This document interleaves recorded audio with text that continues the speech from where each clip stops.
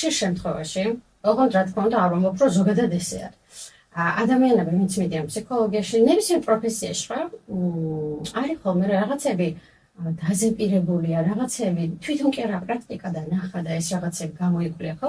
გავიგეთ, რომ იუნგი მაგარია, გავიგეთ, რომ ფროიდი მაგარია, გავიგეთ, რომ ჰოკინსი მაგარია, ანუ გავიგეთ, უბრალოდ ეს თეორია პრაქტიკაში თუ არ გადატანილი, ეს თეორია შენზე თუ არ გაქვს, ანუ ზუსტად თუ არ იცი რა შეხები, ანუ შენ შეხებული თუ არ ხარ ამაზე.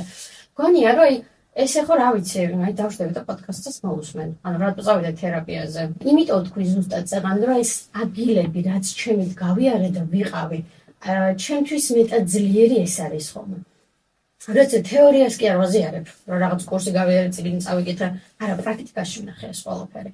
და პრაქტიკაში რომ ნახე, მხოლოდ იმას ვაზიარებ, მე რამაც ნახე, რომ ნამდვილად შედეგი გამოიღო. რა განსხვავება აქვს ფსიქოლოგს და ჰილერს შორის? მოდი აი მე ვეძრეძიე, მე ინტერესით ვდგები, რომ რაღაცნაირად ის არის, რა ქვია. რატომ უნდა წავიდე ჰილერთან და არ უნდა წავიდე ფსიქოთერაპევტთან? მარტო მე მაქვს კითხვა.